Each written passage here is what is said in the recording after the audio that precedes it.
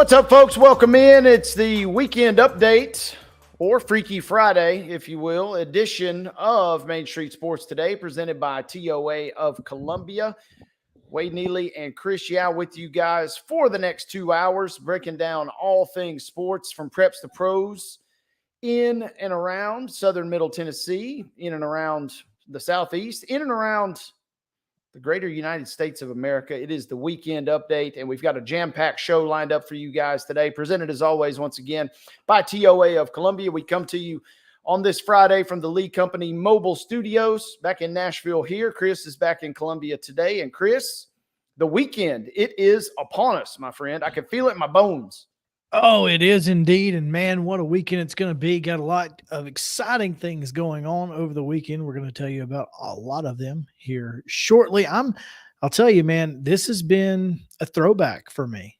Having been here all week, it's kind of weird knowing that I will not be back for 5 days next week. You know, my mom asked me that just a little bit ago. We were catching up, and she's been tuning into the shows for the last couple of weeks. But she asked me that. She said, "How's Chris holding up? Is he doing okay?" I said, "I think it's like riding a bike." So I guess I'll ask you: is it kind of like riding a bike? You know, you're back in the grind. I'll tell you, I am more in tune with what's going on in the world of sports this week than I have been. Yeah, it's not about. Once you get into the 2 o'clock hour, it's pretty easy to do, but it's the lead up. It's the preparation, all of the things that go into the 2 o'clock show that gets a little, tough little when you're not used to it. Yeah, for sure. And you've done a great job being with us all this week. I certainly appreciate your efforts. I know our viewers appreciate that. And Mo Patton's scheduled to rejoin us next week. Final day of vacay as Mo will return hopefully to the studios on Monday. It's going to be a big show, as we mentioned. We got our top story coming up in just a matter of moments. A big hire for a historic program that's coming your way here in just a few. We'll also speak to Carlos Rodriguez from the Nashville Sounds in our first segment out of the break. As they continue their series versus Omaha. We'll catch up with Carlos there. We'll have Braves and MLB chatter. This day in Braves history, of course. Should be a fun one in this day in Braves history. I'm not going to say much more on that. Just stay tuned, as that will be good. Coming up in the 3 o'clock hour, we'll speak to Dr. Zach PHARR, who's with TOA of Columbia. Our good friend and Pulaski Citizen publisher Scott Stewart is in Columbia on hand, and we'll talk with Dr. PHARR as we give you an update on all the good things that TOA of Columbia has got going on there. And then we will have a really just a fun back half of the show. I think we got a lot of NCAA business news to get into. FedEx's. A lot of NCAA news to get into, as about an hour ago, some more news dropped for in-game college football news. So it's going to be, man, the second hour is going to be jam-packed with cool stuff. Looking forward to it. It's going to be a great Friday. We appreciate you guys taking some time to hang with us. And let's kickstart things as we do each and every single afternoon. It's time to give you yesterday's results and today's schedule. And just as a bonus, just because we love you guys, we're going to give you the weekend schedule. It all takes place on a little thing we like to call the rundown. This is the rundown. And the Friday Rundown is brought to you, as always, by our friend Chip Walters of Exit Realty Bob Lamb and Associates. The Blue Raider Voice also wants to be your trusted advisor in real estate. You can call him today at 615-542-1915 or visit him on his website, choosechip.net. Chip Walters is proud to support the youth sports across Middle Tennessee. To the results we go, and to the baseball diamond we go. Yesterday's results begin with a 16-4 win as Eagleville knocked off BGA. Camden County put up 11 runs, just one for Culleoka, 10-run victory for Camden County. 14-1, it was Dixon County over Kirkwood last night. Franklin Christian wins a 5-4 ball game versus the Middle Tennessee Monarchs. Murfreesboro Central Magnet defeated Franklin County 5-1. Lipscomb Academy 9, Franklin Road Academy 5. Middle Tennessee Christian defeated Good Pasture 6-3. James Lawson knocked off Hume Fogg 9-4 was your score there. Independence, a 5-3 winner over Franklin. John Overton took care of East Nashville 8-4. Milan, in a rematch, I believe, if I stand corrected, from last year's AA sectional, Milan defeated Loretto yesterday 9-1 on a baseball showdown. 12-0 Farragut knocked off Mount Juliet last night. Gordonsville blanked Mount Juliet Christian. 8-0 was your score there. Giles County squeaks out a win, 3-1 versus Mount Pleasant, non-district matchup in that contest. Providence Christian 14, Zion Christian 3. Richland, we interviewed Coach Matt Sakowitz yesterday. He told us all about their big showdown versus AAA Lawrence County, and Richland defeated Lawrence County 9-5 in baseball action. Other scores from last night: Riverdale was a 13-3 winner over Rockvale. Rossview defeated Siegel 12-5. Spring Hill was a 9-7 winner over Station Camp. Summertown knocked off Forest 14-4. Watertown 5, Upperman 3. Creekwood defeated Waverly 4-2. Waverly knocked off Clarksville Northeast 8-1. And final baseball score yesterday, it was Providence Christian 14, Zion Christian 3.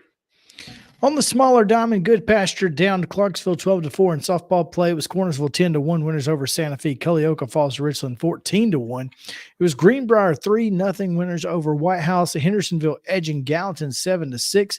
John Overton a little more than edged Hunters Lane 24-0.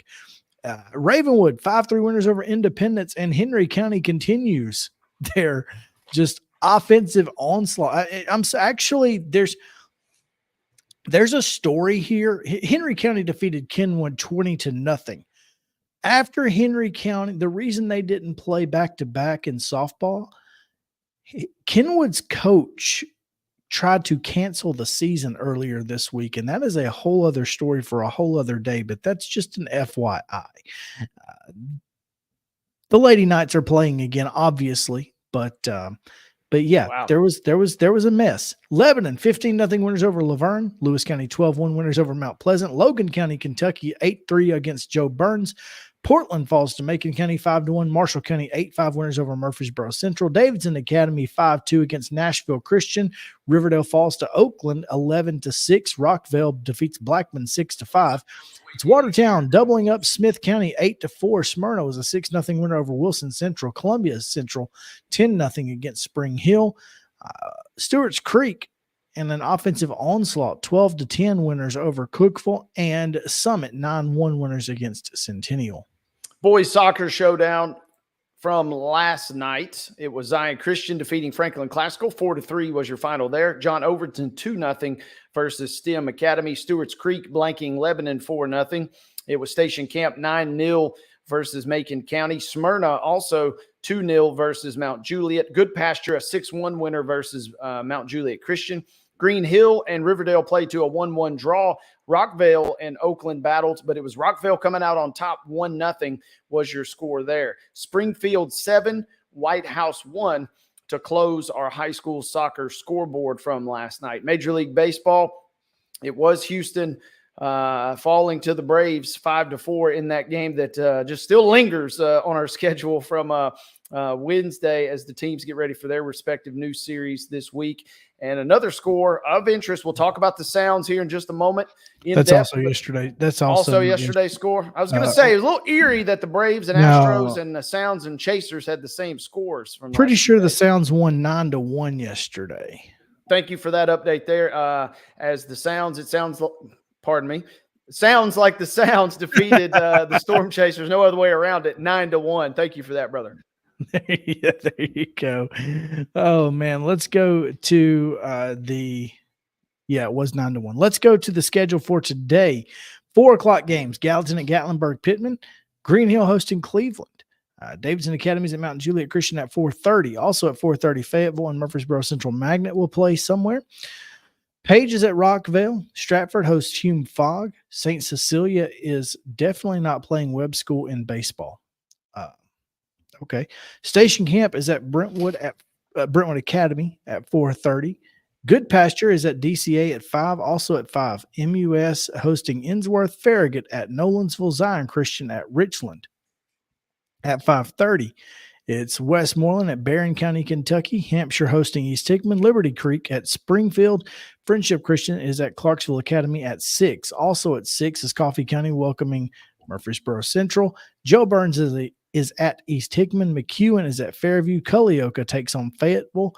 Watertown is at Forest. Wilson Central is at Franklin County. Independence welcomes Siegel. McGavick is at Laverne. Houston County. I don't know. I guess Houston is at Mount Juliet. Loretto is at Mount Pleasant. Ezel Harding is at Nashville Christian. Riverdale welcomes Summit. And Stewart's Creek is at home against Brentwood at 6:30. Clarksville Northwest is at Harpeth. West Creek takes on Kirkwood. Ravenwood welcomes Blackman. Lawrence County is at Rocket City of Alabama at 6:45. Catch Dixon County at home against Hendersonville at 7. Lawson will be at Cheatham County. Gallatin at Gatlinburg Pittman. And at times unknown, Beach takes on Rossview on the road. And Eagleville is at CPA. Get my partner a bottle of water and a towel, folks, as he powers through the Friday baseball schedule. I'm going to attempt to do the same on Saturday, and you got to get up early if you want to watch it, but it might be worth your time as Friendship Christian will play host to Los Gatos, California. Again, 9 a.m. showdown there. 10 a.m. starts now. Community is going to take on Murfreesboro Central Magnet. Lewis County traveling to Dixon County. Tennessee Heat are at Ezel Harding. 11 a.m. BGA is at Webb School. Farragut is at Beach. Houston at Clarksville. 11:30 now. East Robertson will travel to DCA. More conventional start time of noon as Lawrence County will travel to Columbia. Upperman will be at CPA. Other noon first pitches include Lipscomb Academy at Centennial, University School of Nashville at Franklin Road Academy, USJ taking on Pope John Paul II. Oakland is at Smyrna. 12:15. Hendersonville versus Kirkwood, the rare 12:15 start on a Saturday. 12:45, Green Hill versus Silverdale Academy. And at 2 p.m., it'll be Pope John Paul II at Huntington. 3 o'clock now, Community traveling to Eagleville.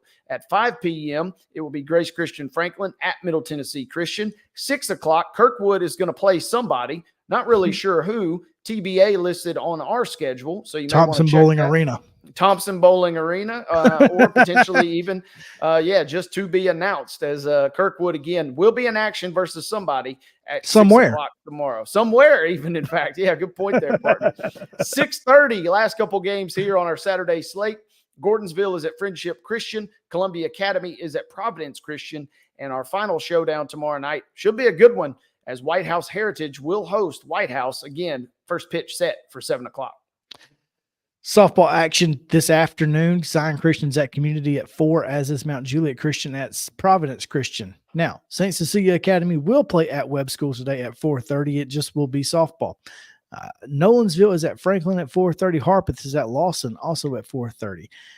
Down in Florence, Loretto taking on Colbert County in the Bama Bash tournament this weekend. The Beach is taking on Centennial at 5. Donaldson Christian playing somebody somewhere at 5:30. John Overton is at Bravenwood at 5:30. Battleground Academy will take on Zion Christian. Zion Christian, I'm not sure where they're playing or who they're playing today. I guess they're at Community. That's what it is. They're at Community. They will take on Battleground Academy at 5:30 following their game against Community at Community in Unionville. All right. Page is at Blackman at 5:30. Columbia Central also in that Bama Bash tournament taking on the Danville Hawks of Alabama, not the Danville Trains, although that would be way better.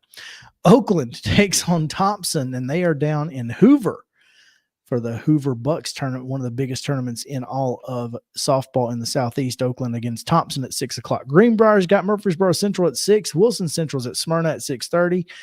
BGA completes that tri-match as Community out in Unionville at 7 o'clock. Loretto continues play down in Florence against the host Falcons at 7:30. Lebanon has Murfreesboro Central at 7:30. Faith Academy of Alabama takes on Oakland at 8. Lexington and Columbia Central at 9 o'clock down in Florence.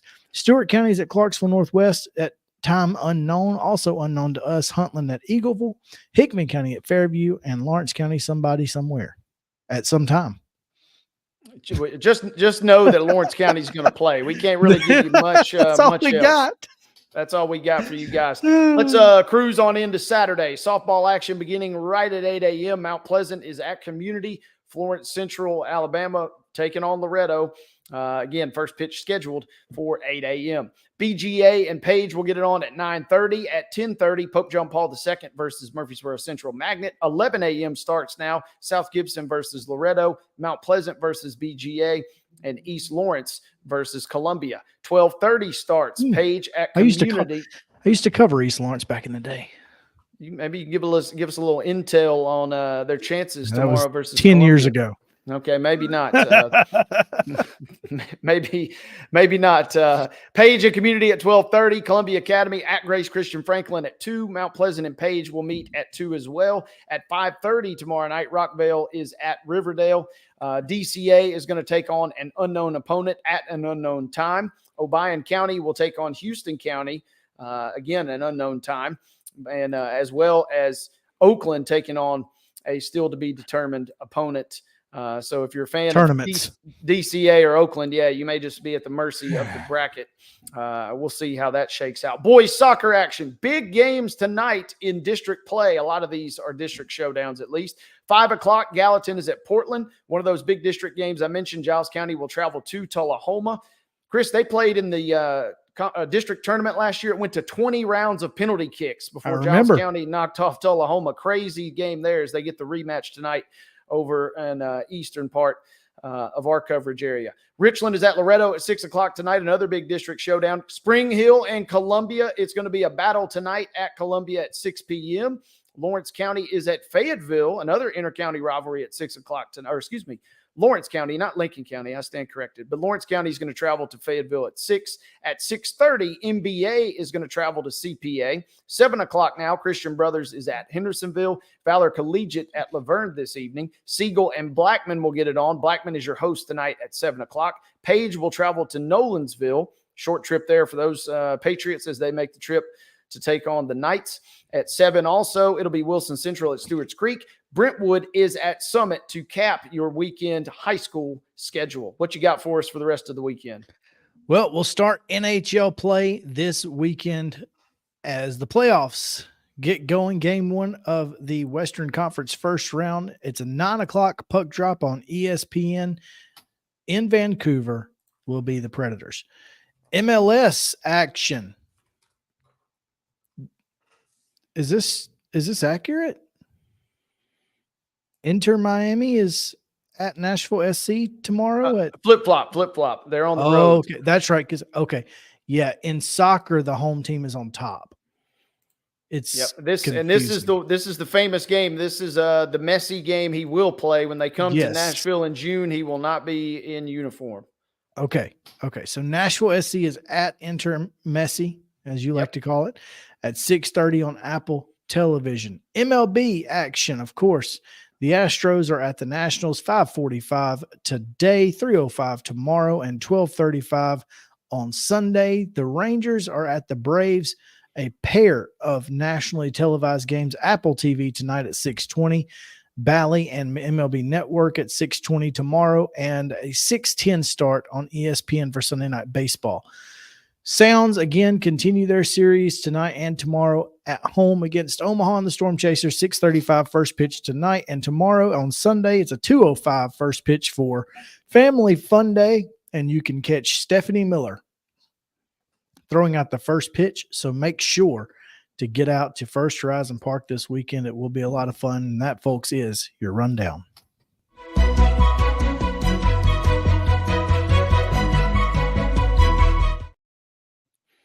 Quality rundown. That leads us right into today's top story. Top story, as always, presented by our friends at Piggly Wiggly out at Neely's Mill. Make sure you check them out for their delicious daily deli lunch. Yes, options. Finally. It took 5 days, but he got it. Woo. It took 5 days, but we got it in. The delicious daily deli lunch specials. Delicious daily deli lunch options. There you go. I was playing a mental game of Frogger as I was kind of trying to get that in order there. But make sure you check them out. Once again, Piggly Wiggly at Neely's Mill presents our top story as always. And this is an interesting top story considering our interview that we had last week with Tennessee State's athletic director. And yesterday, even that we ran it back on Throwback Thursday, Dr. Mickey Allen teased this a little bit, but it's, I just kind of chalked it up to, he's just maybe saying that. But make no bones about it, TSU has hired in an effort to further cement their plans to become the first HBCU ice hockey program. They have named Dante Abercrombie as the inaugural coach of the program. That news coming out in a statement from TSU coming out yesterday, shortly after we went off the air. And Chris, this to me, a couple things, and I'll get it your thoughts on it. The first thing is it definitely solidifies their plans. You could talk about it and you could talk about it. And I think some folks really weren't sure if they were really going to try and pull this off. But when you go out and you start hiring a coach and you put the measures in place like they've done, this cements that TSU is for real about adding ice hockey. Yeah, I think this is a fantastic thing for TSU. I knew that they really wanted to make this happen. Obviously, Nashville being kind of a breeding ground for the new stuff. I mean, Fisk having the first HBCU gymnastics program, now TSU having the first HBCU hockey program. This is fantastic. Guy's been a part of the Toronto organization. He's been on the coaching staff for the Leafs, the ECHL's Newfoundland Growlers. I mean, this guy has a long history in hockey, and this is a great get for Dr. Mickey Allen and the TSU Tigers. Looking very much forward to seeing what they're able to put together on the ice going forward. Historic hire as TSU ventures further into the realm of ice hockey. A couple of quick things, and then we'll get ready to get into our next segment here. But the Pittsburgh Penguins general manager, Kyle Dubas, says, I had the chance to work with Dante last season in Toronto. I came to know him as a tremendous communicator with great energy and knowledge and building a great developmental program. Very exciting to see him get this opportunity at Tennessee State. Mike Greer, San Jose Sharks GM, hold your Sharks jokes, but he is the GM. Dante is a very intelligent and hardworking person, a great hockey mind, very detailed and organized. He has a wonderful personality and a unique ability to connect with all his players. Chris, this seems on paper like a good fit and a good hire. And really, you're just kind of looking for somebody to kind of sell the sizzle of this program, and we can figure out the X's and O's of the program as we go, right? Absolutely. And I think that they got a great X's and O's guy. And so I'm really excited to see what happens here. As someone who got a chance to go to some Alabama and UAB hockey games, club hockey down in Alabama when I was living there, it really is a lot of fun. And the atmosphere in those small enclosed arenas is just electric for hockey. So it almost is one of the best bang for your buck events in and around sports in the area. TSU, again, ice hockey is coming. They're excited about it. And if you have missed either yesterday on our Throwback Thursday, or you missed last week's sit down with their athletic director, Dr. Mickey Allen, we encourage you to go check our archives, as we've got some great nuggets in there. And again, that news becoming official yesterday. So once again, top story today, TSU hiring their ice hockey head coach. That program is trending forward. And that is our top story, presented as always by the fine friends at Piggly Wiggly out at Neely's Mill. Make sure you check them out for their delicious daily deli lunch options. We are going to take a quick time out. When we come back, Chris and I will return. We're going to have another sit down. Carlos Rodriguez of the Nashville Sounds will join us. So don't go anywhere, folks. We're back right after this break. You're watching Main Street Sports Today, presented by TOA of Columbia.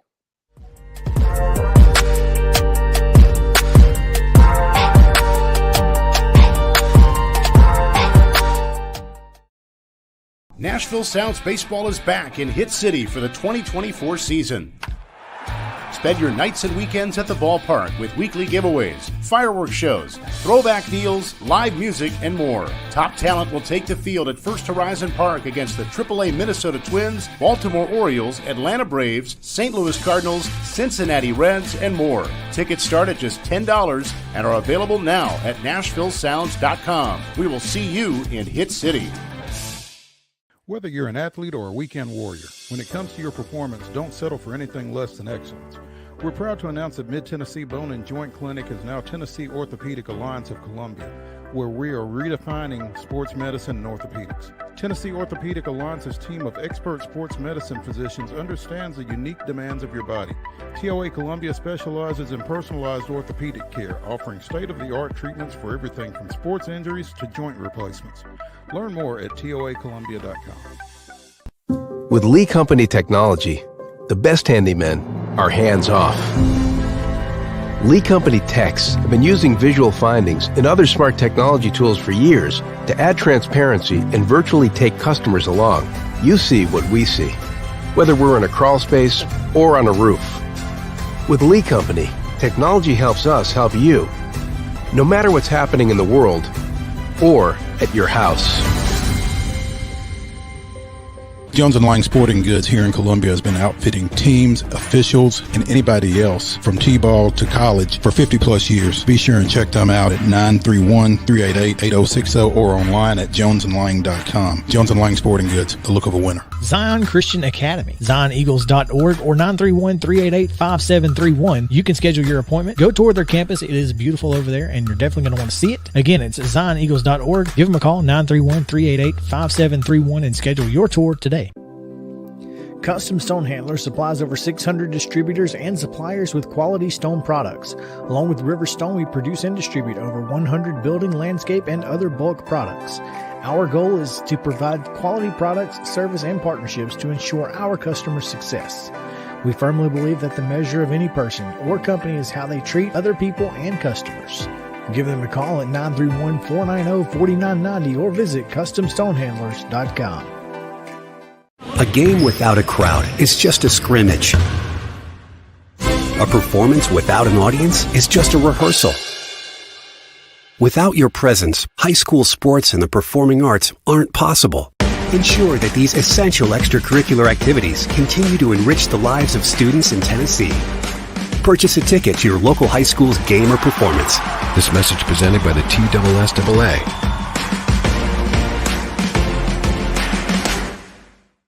Piggly Wiggly, located in Neely's Mill Shopping Center, is Columbia's locally owned and operated Cost Plus 10 grocery store dedicated to serving the community with low prices and smiling faces. Piggly Wiggly offers fresh, hand-cut meats daily as well as daily hot plate lunches from their deli counter.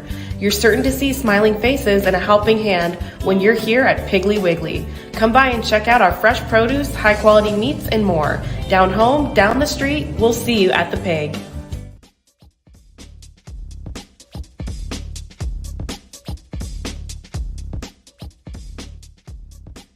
Welcome back, folks. Main Street Sports Today, presented as always by TOA of Columbia.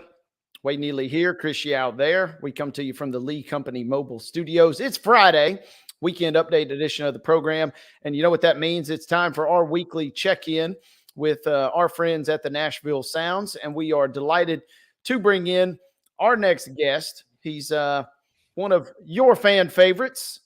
He's Mr. Carlos Rodriguez, sporting number 21 for the Sounds, and he's taking some time to be with us on a Friday. Carlos, I appreciate you joining us this afternoon, my friend. How we doing? Good. Thank you for having me, guys. We certainly appreciate you taking some time. We know it's a busy time of the year for you, and obviously a busy day. And I guess we'll just kind of dive right in. How does it still feel like the early part of the season to you, or have you kind of already settled into a little groove in your mind personally? I feel like we're already getting a little deep into it. I feel the guys are rolling right now, and I feel like we're hanging on now into it. As you guys kind of get deeper into the season, you've obviously had some ups and downs on the mound thus far, but as you kind of what I'm curious, and I always like to ask our Sounds players when we come on, kind of what are some things, are you trying to retool anything at this point in the season? Or are you kind of just you've got your routine and you're just trying to just go out and just, that the results and expectations are going to kind of play themselves out in your mind? No, yeah. I mean, it's baseball. At the end of the day, I can't go out there and have a good outing every time, but I try to stay with my routine, do what I've done my whole career through the minors, and I'm just adjusting a little bit to AAA, but little by little, I'm getting the hang of it. I got to ask you too, after the week we had last week with all the rain and just how up and down the week has been, have you kind of found, does it feel nice just to be knowing that you're probably going to get a game in every day after just the craziness that Mother Nature played with us last week? Yeah, I mean, it's definitely better knowing when you're scheduled to pitch and having a nice weather. We started in Toledo and it was really cold, and we came back here, and that week here it was cold and it was raining all week. I think it even hailed and everything. But it's nice now that knowing that the weather's a little better, and week to week we'll be able to stay on our daily schedule. It is interesting though when you come from the AA Southern League, which obviously you have Knoxville and some of the other some area teams, but you typically get to stay in the South. You don't. That's not always the case here at Nashville AAA. You got to go all kinds of different places. So that's interesting. Spent all of most of last year in Class AA down in Biloxi and was named Co-Brewers Minor League Pitcher of the Year. Was Carlos Rodriguez. Had a great year, 2.77 ERA, ranking first in AA and first in opponent OPS at 5.57. Man, obviously the talent level is a pretty big jump. But one of the things that we talk about, especially with Rick Sweet, is how, trust your stuff. Your stuff got you to where you're at now. How difficult is it to trust your stuff and not feel like you need to reach down for just a little bit more at that next level? I mean, I always got to be able to succeed. I always got to trust my stuff. So it's like something that I got to stay on top of. But when you come to this level AAA is more veteran guys. So guys are more patient. They're taking pitches closer to the zone. That I'm usually a pitcher that gets a lot of swing at like chases. So I had to learn to get a little bit more on the zone so I could get those guys to chase a little later. But it's just an adjustment to the level, like I said. So it's like little by little getting used to it.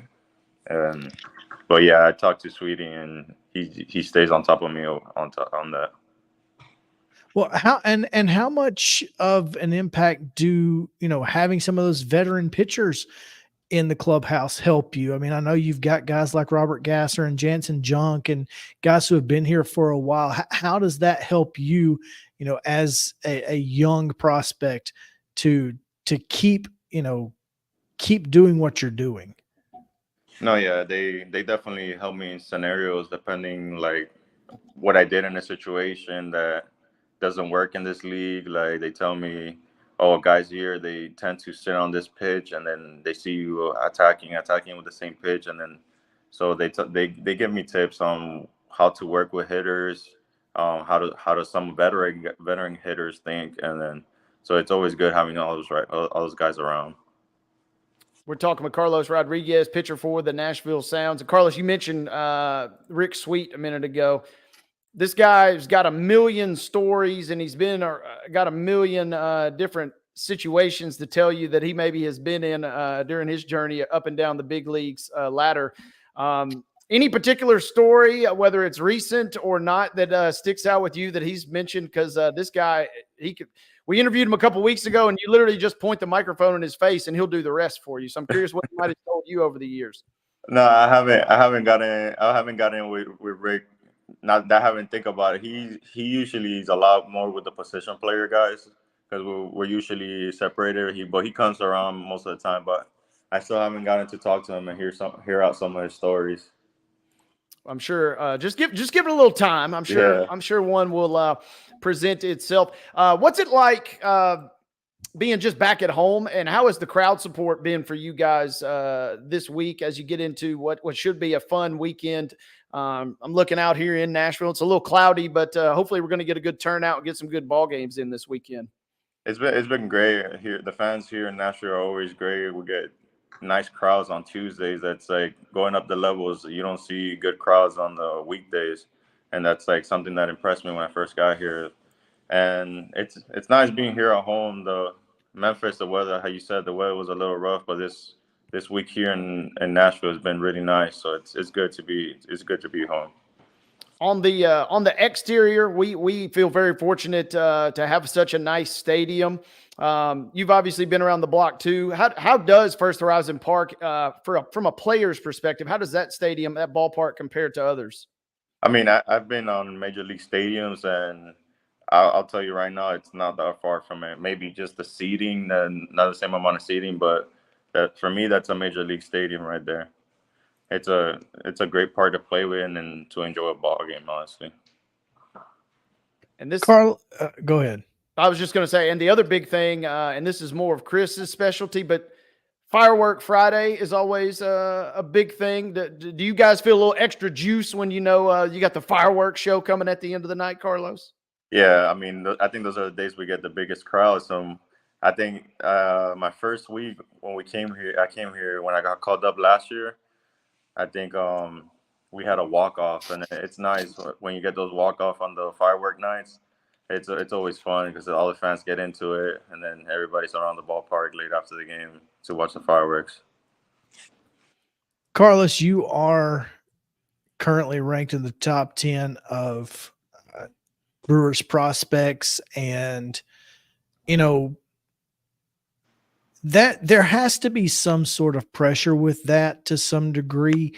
Have you felt that yet, or do you feel like you're still young enough that it's, it isn't quite an issue, just kind of do your own thing? Or is there pressure to perform at a level that gets you to the big leagues faster? I mean, not really, because when I first came into the system, I didn't come in as a prospect. So it's like I've worked my way into it. So Gotcha. Little by little, I just keep doing what I've been doing since what got me here. Like you said, how Sweetie told me to trust my stuff. Whatever got me here, I just keep doing it. I try to keep all that stuff out of my mind, because at the end of the day, the important part is to make it to the big leagues and help the big league team win. And do you feel like you are a starter at the big league level? Do they feel like you're a starter at the big league level? I guess you wouldn't be starting at AAA if they didn't think that, right? Yeah, I mean, it's all about space or what's going on. But when I was in spring training, Murph talked about, he said in the clubhouse, all the guys that got invited to big league camp, he says, you guys are here because we think you guys are big league ready. So I just think it depends on what's happening up there or what's happening down here. It's a process. Well, 6 1/3, 3 earned runs, 4 Ks earlier this week against Omaha in the win, that 6-5 win from Tuesday night or Wednesday night. Sorry. It's a lot to deal with being here in Nashville, especially with a lot of great prospects. And I know that you are soaking it all in and trying to take in as much as you can. And we know that, this club has a lot of great leaders on it, and we expect to see you continuing that leadership role. And we appreciate all that you've done to this point for the club, but also hanging out with us here on Main Street Sports today, man. No, thank you guys for having me. It's been a pleasure. Awesome stuff. Thank you, Carlos. We'll be rooting for you, brother. As Carlos Rodriguez, one of the top prospects in the Brewers organization. It's always great to chat with these guys, Chris, and Carlos is no different, because it's just part of the journey, right? And that's the fun thing for me about the way that baseball is set up here is you get to see the guys on their way up. Sometimes you see them on their way back down, but it's all part of this kind of ever-flowing, constantly fluid kind of journey. And Carlos is kind of riding that journey and that momentum right now with the stop in Nashville. Yeah, no doubt. So, I mean, I really am looking forward to seeing more from him throughout the season. Like I said, he was AA top 5 in like 6 different categories in AA last year. So dude was shoving not in, not out. And I expect to see him doing that as the year goes on for the Sounds, if he doesn't find himself in Milwaukee at some point. Yeah, that's always the wild thing, right? Especially at the AAA level. Yeah, you can see some call-ups from AA occasionally, but usually those are like super high prospects, you Right. know? Yeah. Generational type talents and upper echelon prospects. But that's the fun part about the Sounds is you get to see these guys. And really, if you're intrigued by a prospect, that to me at least is all the more reason to go out to the game that particular night that they're playing or they're starting, because here today, gone tomorrow type situation, they could be up or it could be down, obviously. Yeah, absolutely. I mean, take, for example, Sal Freelick. Happy birthday, Sal.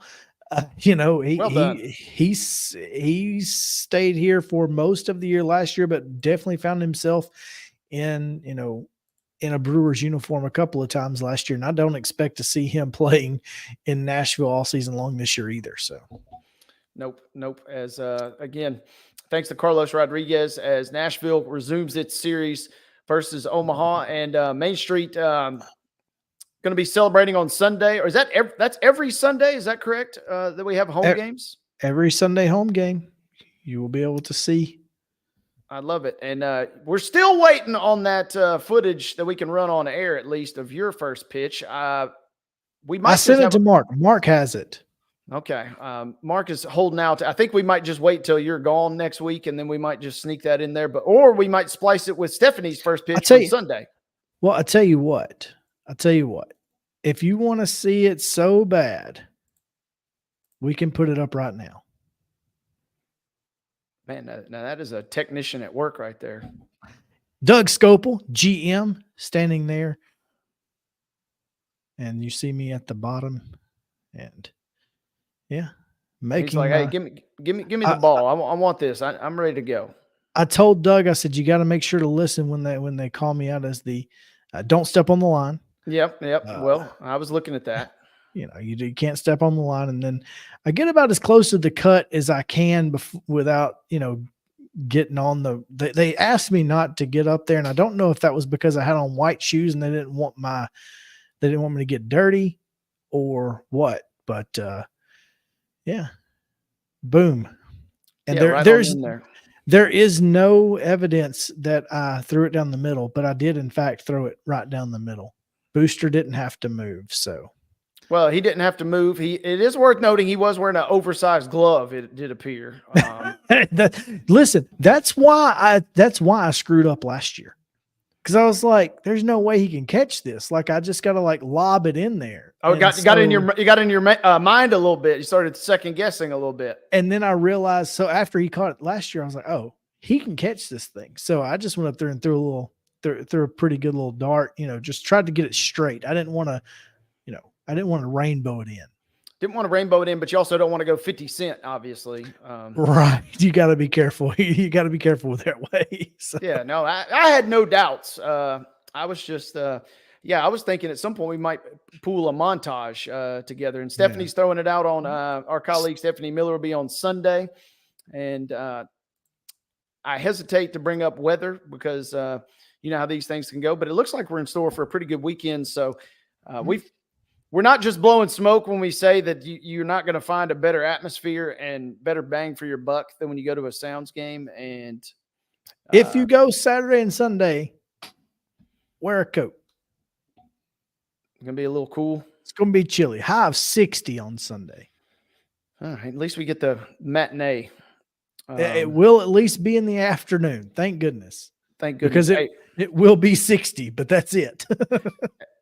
And we will get into Braves chatter after this quick timeout. But that does remind me, the only game I've been to, and I might have told you this story. You did tell me this. The only game at Truist Park I've ever been to, I think the listed temperature was 50, and it might as well have felt like minus 50. It was freezing.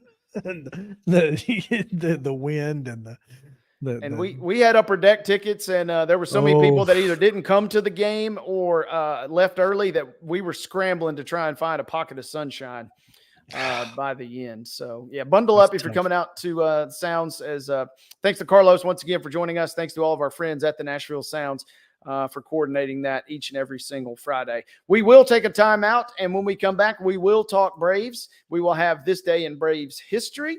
It's going to be one that you're going to want to stick around for. I promise you that. We also have some other big MLB news and notes, including one famous fireballer who you won't be seeing for a little bit. We'll tell you all about that on the other side of this timeout. Brave Shatter coming up next. You're watching Main Street Sports Today, presented as always by TOA of Columbia. Chris and I are back right after this.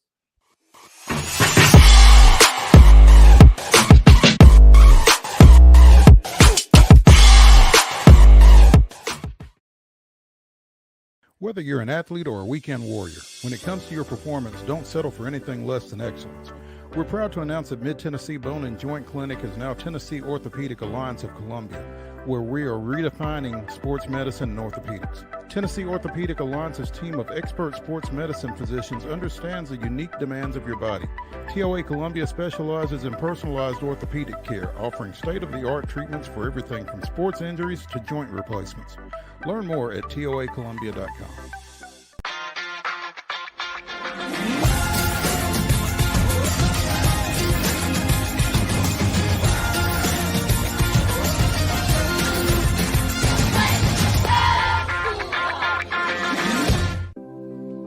Custom Stone Handler supplies over 600 distributors and suppliers with quality stone products. Along with River Stone, we produce and distribute over 100 building, landscape, and other bulk products. Our goal is to provide quality products, service, and partnerships to ensure our customers' success.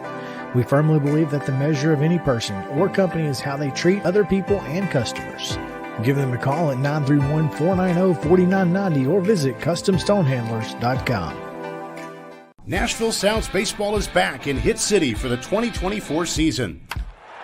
Spend your nights and weekends at the ballpark with weekly giveaways, fireworks shows, throwback deals, live music, and more. Top talent will take the field at First Horizon Park against the AAA Minnesota Twins, Baltimore Orioles, Atlanta Braves, St. Louis Cardinals, Cincinnati Reds, and more. Tickets start at just $10 and are available now at NashvilleSounds.com. We will see you in Hit City. With Lee Company technology, the best handymen are hands-off. Lee Company techs have been using visual findings and other smart technology tools for years to add transparency and virtually take customers along. You see what we see, whether we're in a crawl space or on a roof. With Lee Company, technology helps us help you, no matter what's happening in the world or at your house. Piggly Wiggly, located in Neely's Mill Shopping Center, is Columbia's locally owned and operated Cost Plus 10 grocery store dedicated to serving the community with low prices and smiling faces. Piggly Wiggly offers fresh, hand-cut meats daily as well as daily hot plate lunches from their deli counter. You're certain to see smiling faces and a helping hand when you're here at Piggly Wiggly. Come by and check out our fresh produce, high-quality meats, and more. Down home, down the street, we'll see you at the Pig. We thrive under the lights. A city of performers, putting on one heck of a show. Headlining night after night. Welcome to Smashville.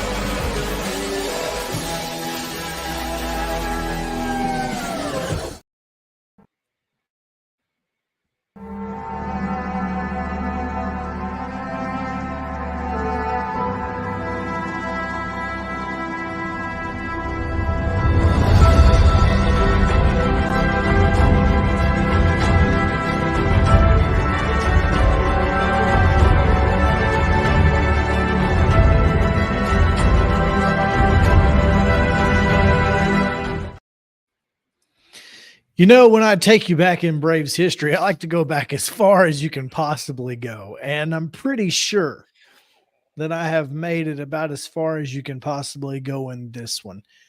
On this day in Braves history, the Bean Eaters.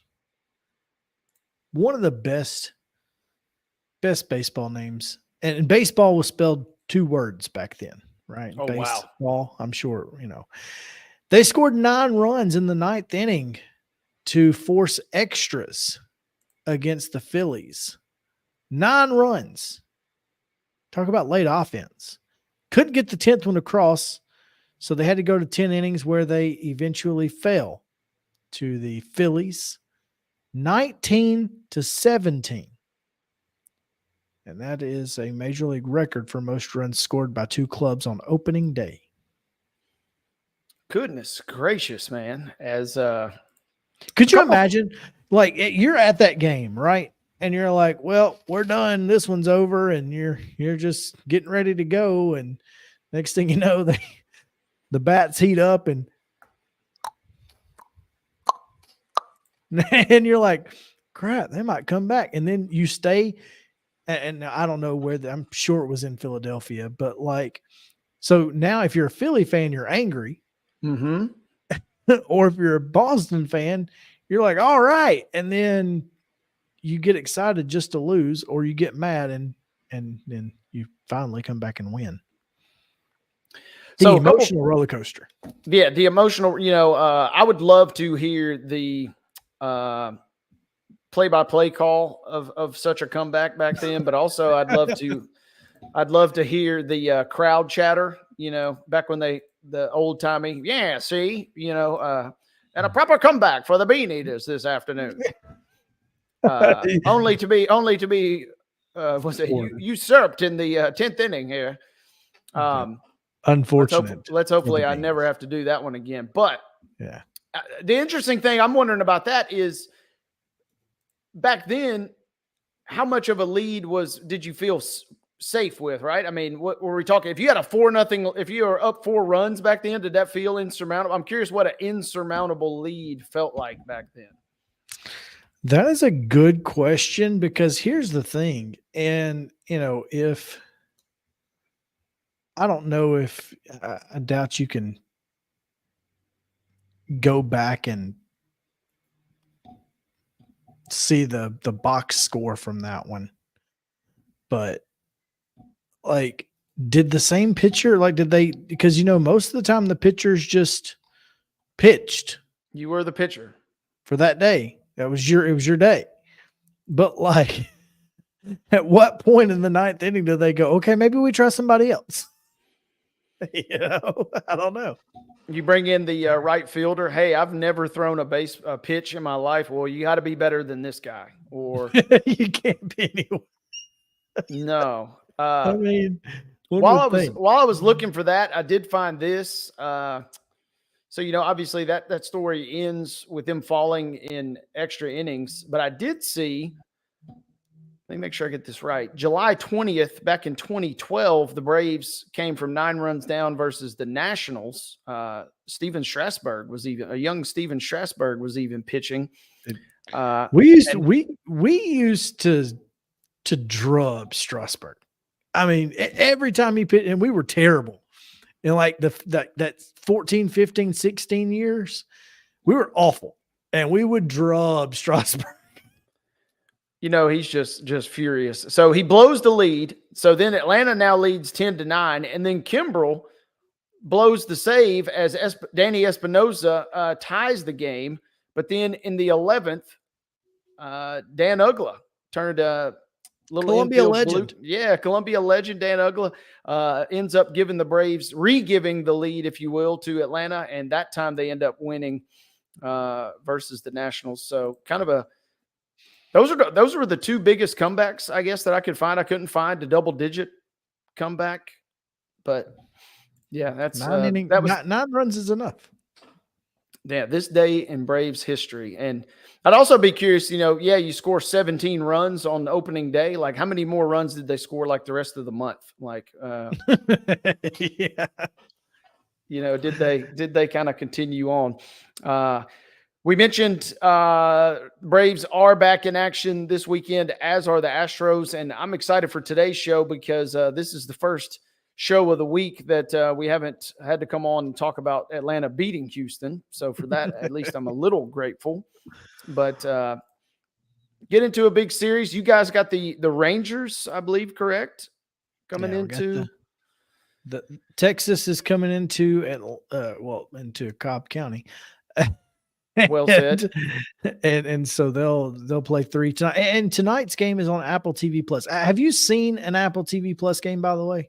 I have not seen a baseball one on there, but if it's anything like their MLS, it's great. Yeah, is it great? The cameras are phenomenal. I have 4K TVs at home. insane camera. And the best part about it is you can put your local radio crew audio on. And so you can listen to Ben and Joe while watching just crystal clear television. If every game could be on Apple TV Plus, I would be for it. Yep. Like I said, I've not seen, but their MLS coverage is fantastic. So whatever Apple's got going on, it sounds like they've got it really going on because, and as we've joked a few times, you'll actually be able to see the game, which is nice. I know it's a bit of a challenge right now for Braves fans as folks, depending on your current cable or streaming situation, are unable to do so. Other news and notes, we did want to make sure we mentioned this. How about the story? We told you guys that a big league fireballer is going to be sidelined for a little bit as Pittsburgh Pirates pitcher Aroldis Chapman has been suspended 2 games. He's also been fined an undisclosed amount for, quote, inappropriate actions during his outing or appearance Monday night versus the Mets. MLB announcing that yesterday. If he appeals, this could, get pushed back a little bit, but if he doesn't appeal, it's set to begin tonight as they host the Red Sox. He was ejected in the 8th inning after giving up a 2-run double when he got into it with home plate umpire Edwin Moscoso. I love this. The Pirates manager Derek Shelton said, quote, he evidently said something the umpire did not like. I mean, that is baseball and coach speak to a T right there. What happened? Well, I don't know. I guess he just said something the umpire didn't like. No real explanation. Yeah. So, and Chapman's been beleaguered over the last several years. So, I mean, I guess it's interesting how that all plays out. But boy, when you have a reputation, the trigger's a little quicker. And I think Chapman kind of has that reputation. Now, I will say this. Based on what I've seen to this point in Major League Baseball season, I do want to give a shout out, though, and let me see if I can find the dude's name real quick, because umpire scorecards had Ben May of the Rays and Angels with 1 of 78 called balls were true strikes. So he only missed one pitch in the entire game, according to ump scorecard, did Ben May. But for the most part, umpires have not been great this year.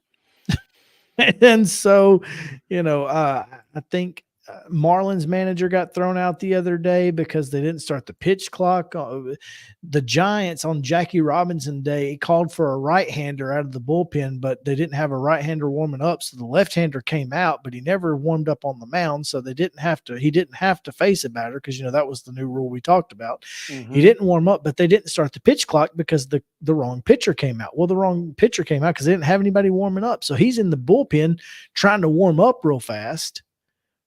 And they didn't start the pitch clock for in between pitchers. So manager comes out and he's mad. He's like, it's supposed to be a ball. And the umpire says, I'll take care of it. And then he gets out there and they didn't call a ball.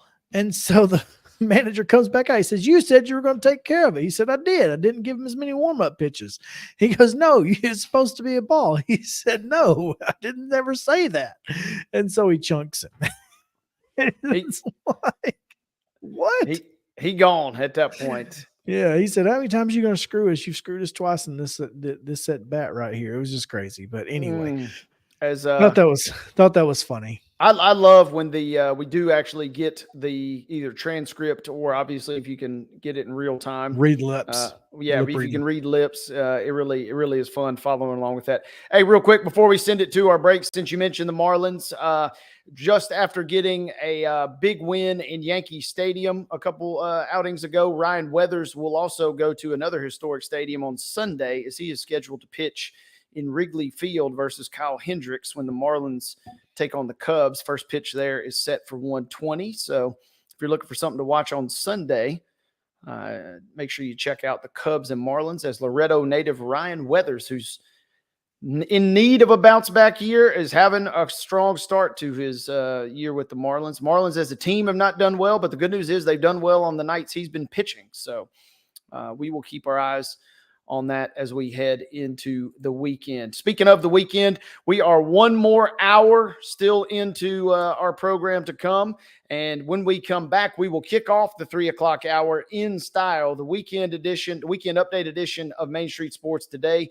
We will be joined by our good friend and colleague, Scott Stewart, who's going to talk with Dr. Zach Pharr of TOA of Columbia. So he will take it away right after we kick off the 3 o'clock hour here. So sit tight, folks. You're watching Main Street Sports Today, presented, as always, by Tennessee Orthopedic Alliance of Columbia. Chris and I are back after this.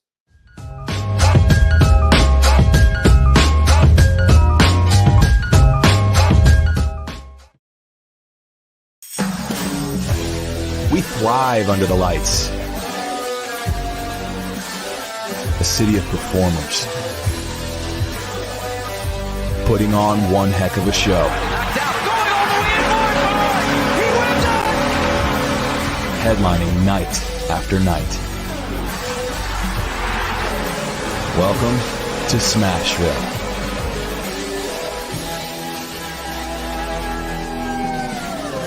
Whether you're an athlete or a weekend warrior, when it comes to your performance, don't settle for anything less than excellence. We're proud to announce that Mid-Tennessee Bone and Joint Clinic is now Tennessee Orthopedic Alliance of Columbia, where we are redefining sports medicine and orthopedics. Tennessee Orthopedic Alliance's team of expert sports medicine physicians understands the unique demands of your body. TOA Columbia specializes in personalized orthopedic care, offering state-of-the-art treatments for everything from sports injuries to joint replacements. Learn more at toacolumbia.com. With Lee Company technology, the best handymen are hands-off. Lee Company techs have been using visual findings and other smart technology tools for years to add transparency and virtually take customers along. You see what we see, whether we're in a crawl space or on a roof. With Lee Company, technology helps us help you, no matter what's happening in the world or at your house. Jones & Lang Sporting Goods here in Columbia has been outfitting teams, officials, and anybody else from T-ball to college for 50 plus years. Be sure and check them out at 931-388-8060 or online at jonesandlang.com. Jones & Lang Sporting Goods, the look of a winner. Zion Christian Academy, zioneagles.org or 931-388-5731. You can schedule your appointment. Go tour their campus. It is beautiful over there, and you're definitely going to want to see it. Again, it's zioneagles.org. Give them a call, 931-388-5731, and schedule your tour today. Piggly Wiggly, located in Neely's Mill Shopping Center, is Columbia's locally owned and operated Cost Plus 10 grocery store dedicated to serving the community with low prices and smiling faces. Piggly Wiggly offers fresh, hand-cut meats daily, as well as daily hot plate lunches from their deli counter. You're certain to see smiling faces and a helping hand when you're here at Piggly Wiggly. Come by and check out our fresh produce, high-quality meats, and more. Down home, down the street, we'll see you at the Pig. Nashville Sounds Baseball is back in Hit City for the 2024 season. Spend your nights and weekends at the ballpark with weekly giveaways, fireworks shows, throwback deals, live music, and more. Top talent will take the field at First Horizon Park against the AAA Minnesota Twins, Baltimore Orioles, Atlanta Braves, St. Louis Cardinals, Cincinnati Reds, and more. Tickets start at just $10 and are available now at NashvilleSounds.com. We will see you in Hit City.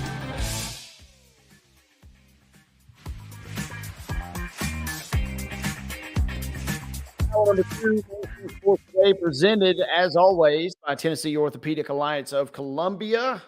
We come to you from the Lee Company Mobile Studios. I'm Wade Neely. That is Chris Yao. And we send it out now as we kick off hour 2 to our good friend and colleague, Scott Stewart. He is standing by with another good friend of ours, Dr. Zach Pharr of TOA Columbia. Gentlemen. Hey, man, can you hear us? Yes, sir. Awesome. That's great. Thank you, guys. Yeah, we are here at TOA of Columbia, And we just had a ribbon cutting, Zach. So that makes it official. So tell us what we were cutting the ribbon on. I think was the fact that you've swapped over from Middle Tennessee Bone and Joint Clinic over to 208, which is a lot easier to say, by the way, right? That's right. Yeah, that's right. Yeah, we've been Mid Tennessee Bone and Joint Clinic here in Columbia, well known in the southern Middle Tennessee region since the 70s, really. And we've had a great experience helping all the patients in this area. Recently, over the past few years, we started a merger process. So it's actually been a 3-year merger with TOA, which has been kind of a statewide thing and an extremely great thing for the group. The idea here was that there was 3 successful independent groups in different areas of the state that all had good relations with one another. And essentially by merging and becoming even larger, we've allowed each one of us to have greater resources for patient access, for efficiencies. And so it was kind of a no-brainer. And so the rebrand from Mid Tennessee Bone and Joint Clinic to TOA Columbia now was really just kind of the culmination of that 3-year process. So nothing's changed in terms of the physicians here, what we are able to provide, but we can do it even better now. Right. It's just strength in numbers, right? I think you get numbers in a lot of different areas. You get strength in the fact that you have a wider diversity of doctors that can have input on treatments, right? And then also supplies and all of the kinds of stuff. So that's awesome. Talk about real quick. We cut the ribbon today, and so in case some folks don't know where you're located, go ahead and give them the address and tell them that just to look for the big letters on the building, right? Yeah, that's right. 1050 North James Campbell Boulevard here in Columbia, Tennessee. Yeah. We got the big TOA now on the building. Right. The merger was a 3-year process. The sign was about 3 days. And so to the public, it was one of those things where what just happened to our clinic? But we've done our best of really trying to get the rebrand out there and help people recognize that this is the same clinic that they've grown to know and love for decades, same providers, same great quality care, and it's right here in Columbia. And I'm sure that you've talked to your patients. Patients are saying the transition's been great for them, right? Absolutely, yeah, it's been very good. And again, those resources that I was mentioning help make things even more efficient. Online appointments. Yeah. We have multiple options. You can call online, communication, all that's very accessible, as well as our walk-in clinic where people can get same-day appointments. So it's a lot of things from technology to efficiencies, revenue cycle, a lot of things that go into a business and running a good clinic. That can do very well from efficiency standpoint, have been totally optimized. Right, and of course you treat people for all ages, right? I'm sure you go. I'm not sure how young the youngest is. Yeah, so I saw a 20-month-old earlier today. So, but I know you go on up all the way on up to the older folks who are like me, having trouble with their knees and their shoulders. We don't call them older folks. Those are the wise. They're wise. The wise they people, got more right? wisdom. Yeah. Well, I'm trying to gain more every day. So, but you also, the one thing that we talked about before we got on here, it's ball season, baseball season, softball season. What kind of injuries are you guys dealing with as far as that goes? Because I know you've probably seen a bunch of kids come through here. No, absolutely. Baseball season really normally gears up your shoulder and elbow injuries. Okay. And so we got to take good care of our arms for our throwing athletes. And that means, keeping your flexibility, making sure you're not throwing in pain is certainly critical. Ideally, we're doing throwing exercises and doing weightlifting type exercises afterwards. It's often that athletes will get to where they've worked out a whole lot. They've pushed their muscle to a point of fatigue to where now their ligaments are starting to see the blow of throwing and the violent action of that. And so it's always good to try and throw when you have most of your when you're not fatigued. Okay, that's the idea there. So and the other thing is, of course, when you're young, you're bulletproof, and nothing can hurt you until it hurts you, right? So, and I know you guys see a lot of that, and you're able to help those kids get back on the field quicker and do their best. Well, is there anything that I hadn't touched on? No, thanks again for having us, certainly. And thanks to everybody with the network. We really appreciate our relationship. You guys are always on top of all the news and all the athletes that are particularly, near and dear to my heart, taking care of athletes and staying in tune with what's going on locally. So thank you guys. And, just to anybody listening, again, I just echo that this is the same clinic. We have a new name, TOA Columbia. Right. And that we've got all the orthopedic things that you would need, from sports medicine, which I specialize in, to joint replacement, to foot and ankle, hand, spine, all across the board of orthopedic care. We've got it here. For all us wise people out there, right? And I've been looking for the ribbon cutting coming in Main Street, Murray, in the next week or two. I think that's all we got today, guys. Thank y'all. Good stuff. Good stuff. Thank you, Scott. Thank you, Dr. PHARR, as TOA of Columbia did indeed celebrate its ribbon cutting back in the Lee Company mobile studios here on Main Street Sports Today, presented by TOA of Columbia. Chris, I love the line, by the way. It's a move and a merger that kind of was 3 years in the making, but it took about 3 days to put the sign up. It just kind of shows how sometimes these things are kind of a little more complicated than just flipping a switch on, right? Well, yeah, it's funny because I probably had 6 months or so to get the commercial ready. And, and then the new commercial that you guys see, of course, on the show each day. And so it was interesting how it went from, the merger actually happened. They kept the MTBJ name for a while, and then finally moving over to that TOA. But yeah, it's we can't thank TOA enough for all that they've done for this show, previous iterations of this show, and they have been supporters of ours, and we could not do this show without them.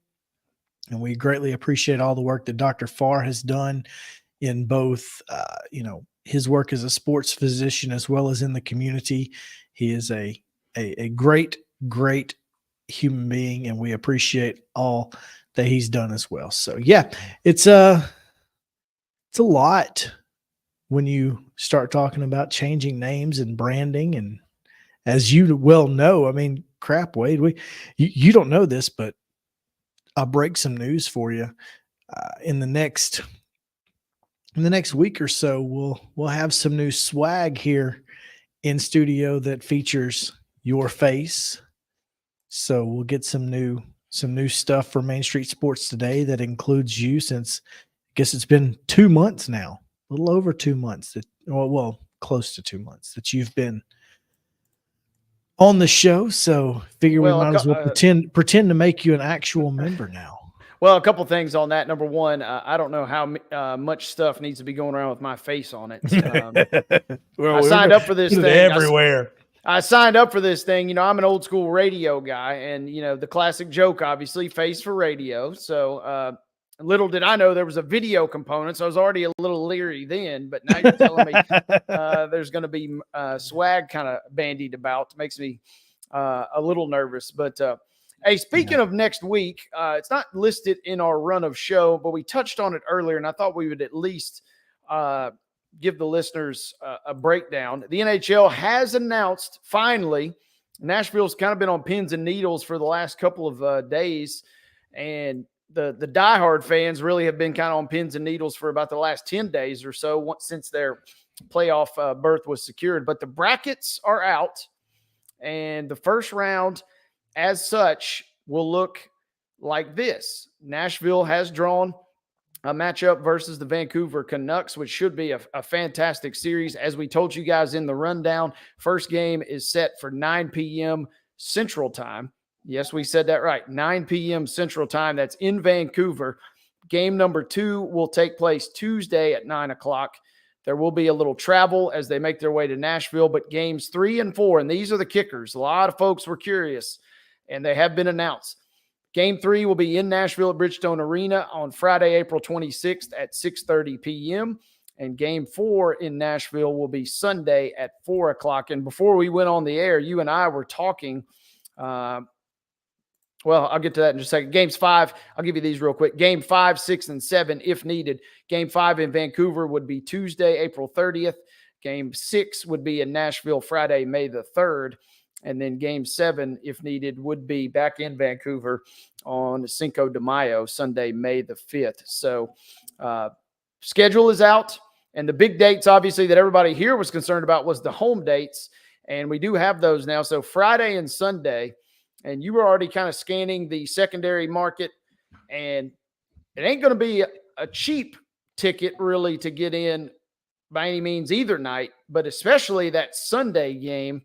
Talk about did Nashville kind of hit the lottery, right? You get a Friday and Sunday for your 2 home games in the first round. The only 2 games that you're guaranteed to get at Bridgestone Arena are coming your way Friday and Sunday next week.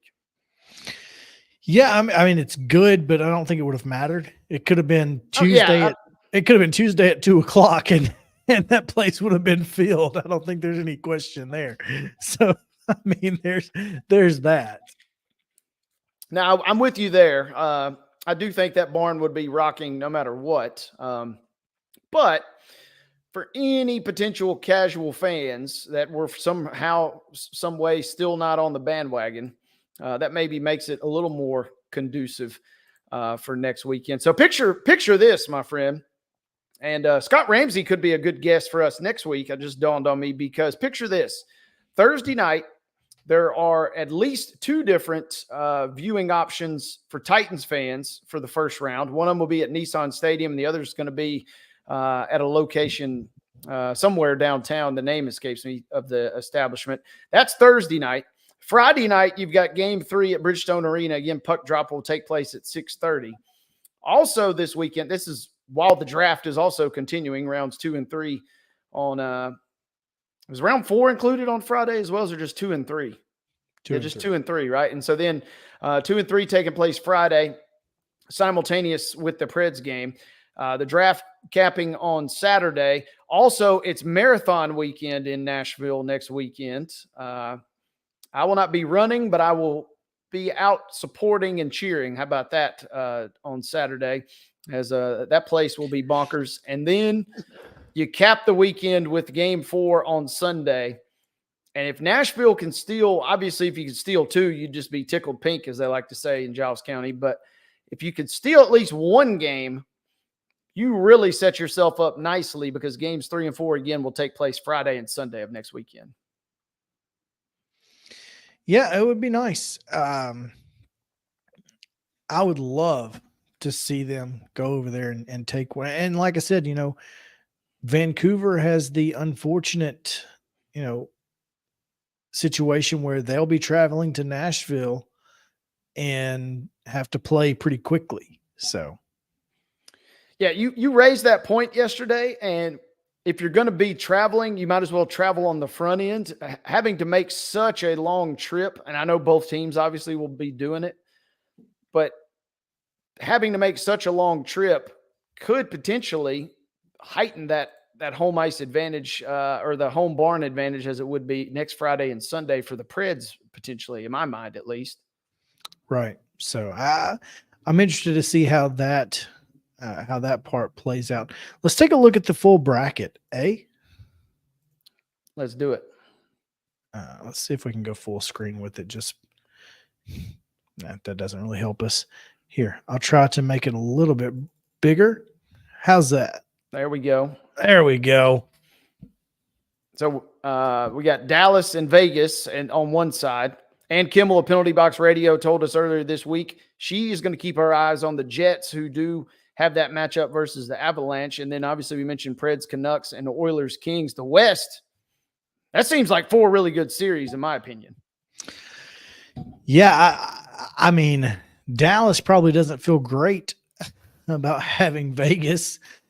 The Avalanche and Jets and they certainly don't feel great about having the Avalanche and Jets on the other side. I can tell you that. I think, as far as the Preds go, this may be, as good of a draw as you could hope for. You mentioned that, partner. I'm looking at the series odds on a sports book right now. Vancouver is listed at -150. Nashville is +130. That's to win the whole series. For some context, The Avalanche are minus 135. The Jets are 115. Stars are 140. Knights are 120. The Oilers, however, a much bigger favorite. They're minus 190, and the Kings are 160. Yeah. So I'm surprised the Kings even made it. Kings sneak in, and obviously more than any other sport, we see this every year. Anything can happen in this particular postseason. On the flip side, while we've got the bracket up, you have, as you see there, Panthers Lightning, all Florida battle there. Really, I think, obviously it's an iconic series, but it should be a fun matchup between the Bruins and the Leafs. And then you have the Rangers Capitals, which is potentially big for ratings, obviously, for the NHL with two major markets there. And then you have Carolina taking on the Islanders. The two biggest favorites in the whole postseason, and at least in this first round, are the Hurricanes at minus 340, and the Rangers are listed. The Rangers are listed at a whopping minus 450. So I know the Rangers did win the President's Trophy. I know they were right there. I'm pretty sure, almost positive they won it. And Vegas, at least the entity of Vegas, that is, not the Golden Knights, seems to think that the Rangers, despite the fact the Capitals kind of snuck in with a flurry at the end, seems to think that the Rangers are going to take care of business in on that side of the bracket. If you're a daredevil, and Yao and I are kind of daredevils, there might be an opportunity to throw a little coin on the Capitals there. I mean, it's as good of a flyer as you're going to get, right?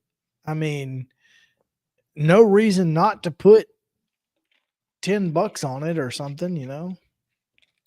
$10, and I mean, again, I know I've said this a million times, but it would not shock me whatsoever if let's just say after Sunday, that whether it's the West or the East, there's some random team that's up 2-0 that won 2 road games, and everybody's saying, how did this happen? And then it's off to the races. I think Nashville is set up nicely. I think those games, even though you're going to have to stay up late to catch them, will be fantastic on a Sunday night, especially. But that is your Stanley Cup first round schedule between the Preds and the Canucks, who I can't remember a playoff series between the two. I might look foolish here, and you tell me they played like 3 years ago, but I can't remember. 2011 you got to go back to. Thank you, partner. Yeah, somebody wrote a headline that said Preds Canucks in playoff rematch, and I'm like, what was it, a decade and a half ago? Rematch. That's a bit of a stretch. That's like the story. De La Cruz hit the inside the park home run. Mo and I were talking about it last week, and the story went on to say it was the last inside the park home run for the Reds since. And I'm like, oh, this is going to go back to like 96 or something. And it said since September of 23. I was like, man, it was like 15 games ago. I feel like if you do that, it has to be really, really long ago or like last week. Yeah. The other obvious kind of tongue in cheek there is, it's kind of what they did a little bit, but I was expecting to see like 98, and then they were like, it happened last September, and I was like, well, okay, that was, like I said, that was literally less than 20 games ago practically at that point. So a little sports writing humor there. As we're going to take a quick timeout, folks. Hey, again, thanks. Before we do that, let me get this out of the way, because I meant to mention it yesterday and forgot to, and this seems like as good of a time to mention it since we're talking about Preds and whatnot. But the Tennessee Sports Hall of Fame announced yesterday it will be moving the museum to the new Nissan Stadium that will open in 2027. Oh, wow. That also means that they will obviously be closing the museum at Bridgestone Arena. However, they will actually be closing that on May 15th of this year. So they are going to be completely closing Tennessee Sports Hall of Fame to the public on May 15th. So you need to go between now and then if you want a chance to see the Sports Hall of Fame as it is currently set up inside Bridgestone Arena before it reopens in 2027. At the new Nissan Stadium. Burke Nihill said, as we enter into the next era of Titans football in Nashville with the opening of the new Nissan Stadium, we're proud to have a space that will showcase our state's deep sports history. We've worked with the Tennessee Sports Hall of Fame for many years now and look forward to moving into our new home together. I mean, I think that's huge. You know, to me, that's a big deal for the Hall of Fame. I mean, Bridgestone is a great place to have it, but it's not in a place where it's easy to get to from Bridgestone Arena. Right. Like you have to go into the visitor center in order to get there. And so this may allow them a little more visibility.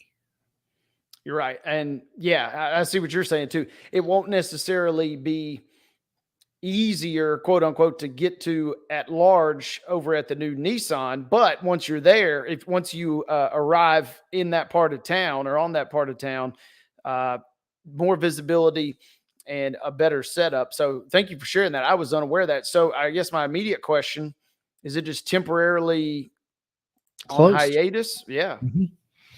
They're still going to obviously they'll have their inductees, but there will be no space for them until 2027.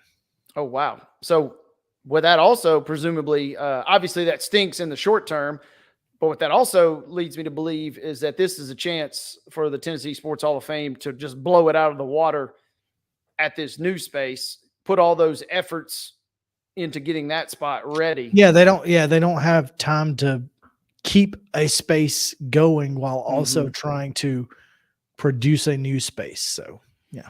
That makes sense. So in addition to, what is it, the world's largest, or Nashville's at least largest or longest bar that's going to be featured at Nissan's, at the new Nissan Stadium, you're also going to have the Sports Hall of Fame there. So there you go. Thank you once again for sharing that. That slipped our radar on yesterday's program. Well, it was late. It was late. Late.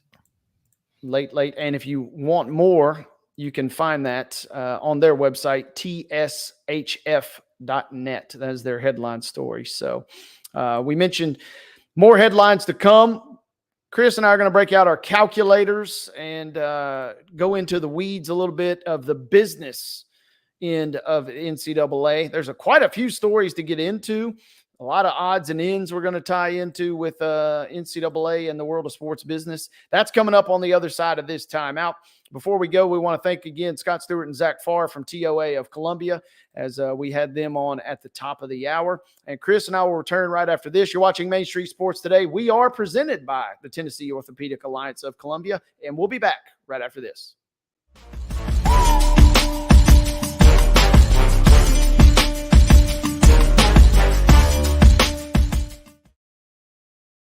Whether you're an athlete or a weekend warrior, when it comes to your performance, don't settle for anything less than excellence. We're proud to announce that Mid-Tennessee Bone and Joint Clinic is now Tennessee Orthopedic Alliance of Columbia, where we are redefining sports medicine and orthopedics. Tennessee Orthopedic Alliance's team of expert sports medicine physicians understands the unique demands of your body. TOA Columbia specializes in personalized orthopedic care, offering state-of-the-art treatments for everything from sports injuries to joint replacements. Learn more at toacolumbia.com.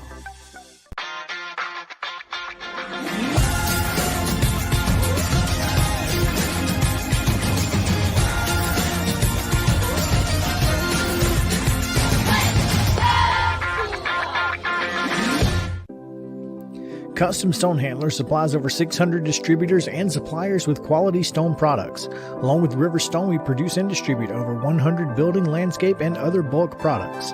Our goal is to provide quality products, service, and partnerships to ensure our customers' success.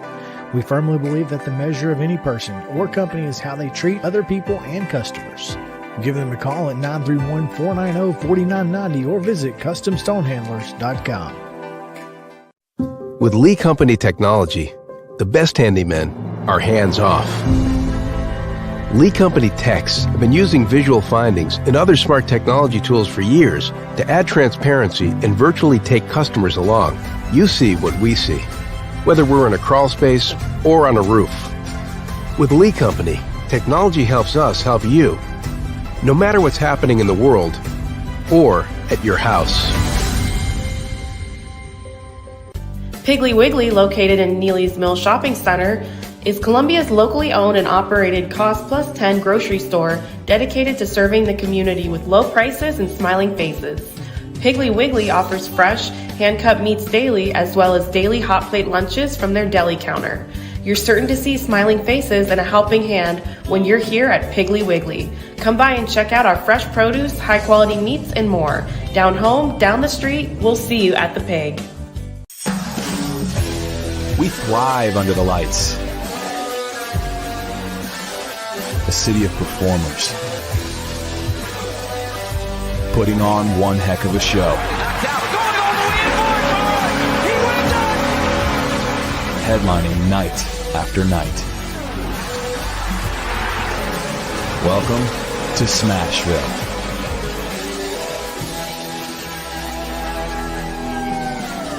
Nashville Sounds Baseball is back in Hit City for the 2024 season.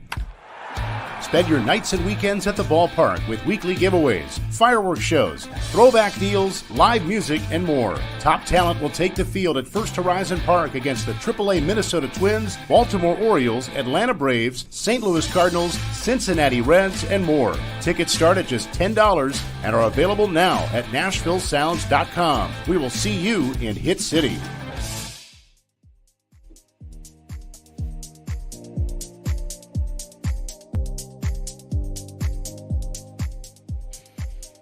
Right back at it here on Main Street Sports today, presented by Tennessee Orthopedic Alliance of Columbia.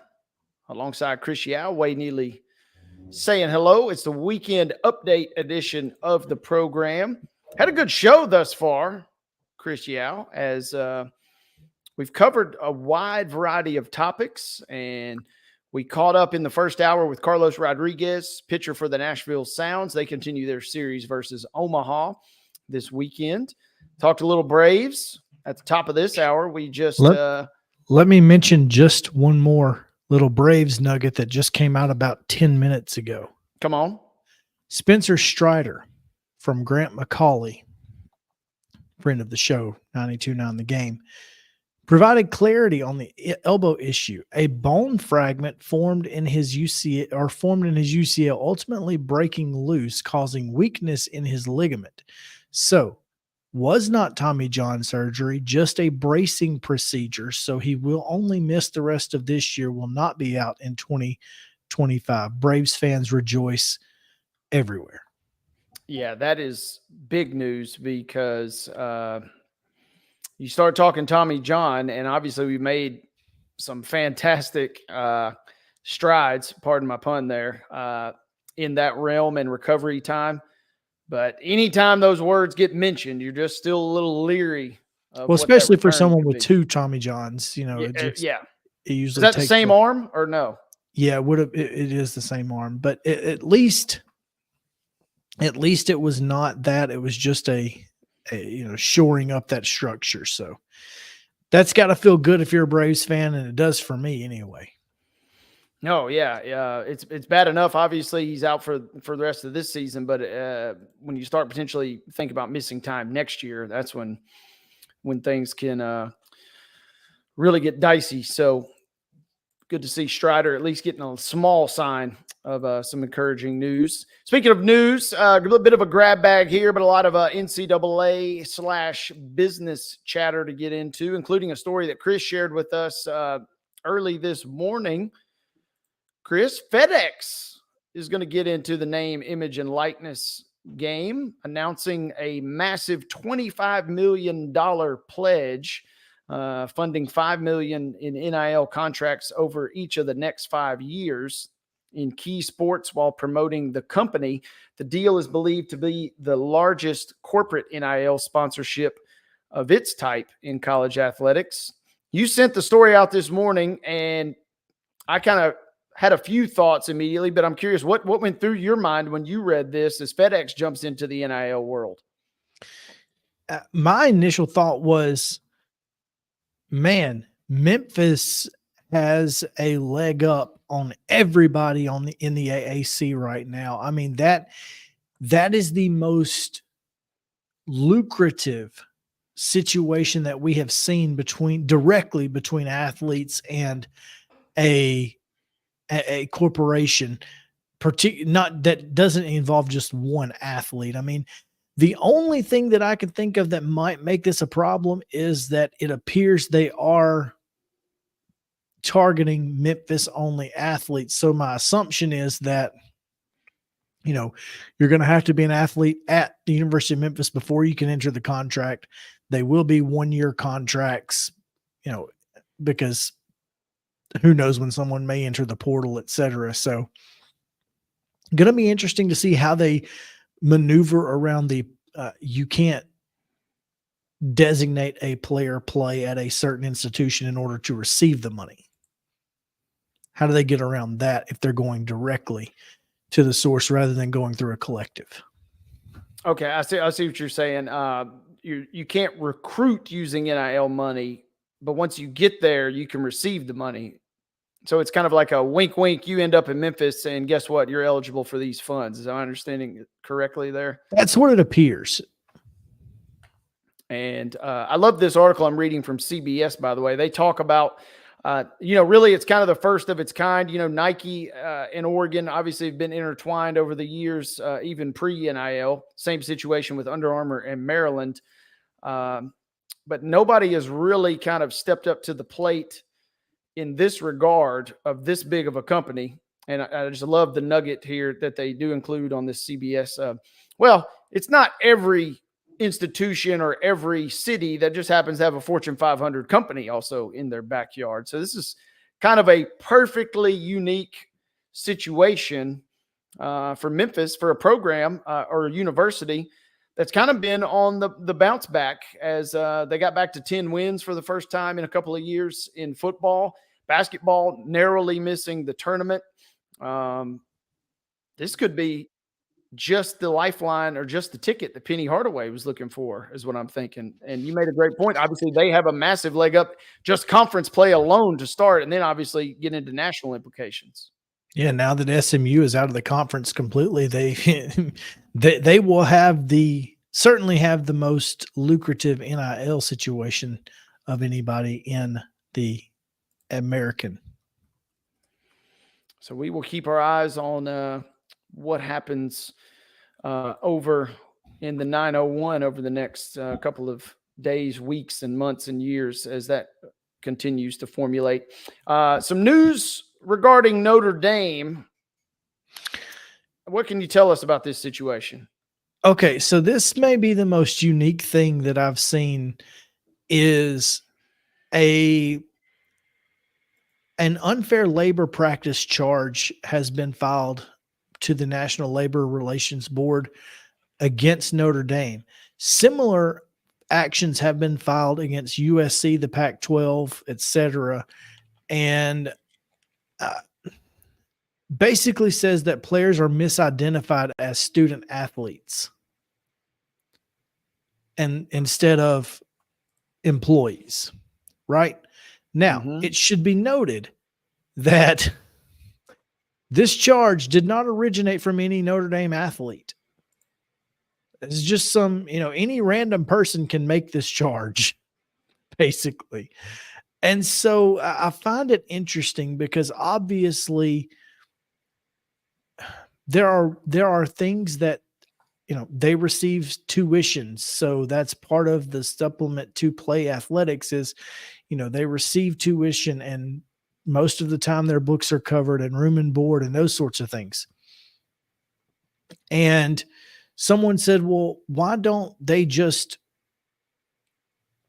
pay them as employees and then charge them tuition, books, and room and board? I mean, it's kind of the same thing, right? I mean, I don't know. I just thought that was interesting. I don't think that is something student athletes would want to deal with.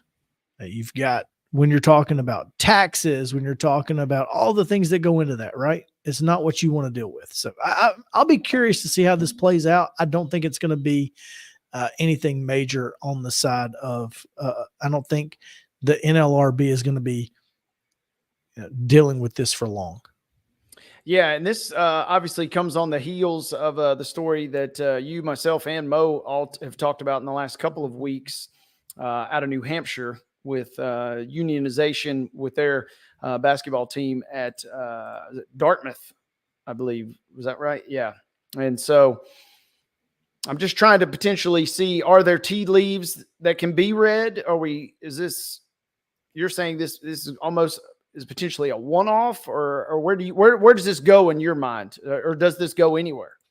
Well, I think the National Labor Relations Board needs to rule on one of these cases so that it will stop, or we can move on to the next side of it. Right. So that's what I'm looking for, is for the NLRB to do something, like poking them with a stick. Right. Come on, do something. Yeah. Come on. Yes. Well said. Those are kind of some business news and nuggets, but it's not the only college football, chatter, as some other rules and regulations are coming down. And this one is definitely under the realm of chatter, as helmet communications. We've kind of also discussed that this would probably be coming. And it looks like that helmet interaction between coach and sideline to a player directly, it looks like it's now not just an NFL thing. Looks like it's going to be coming to NCAA, it appears, right?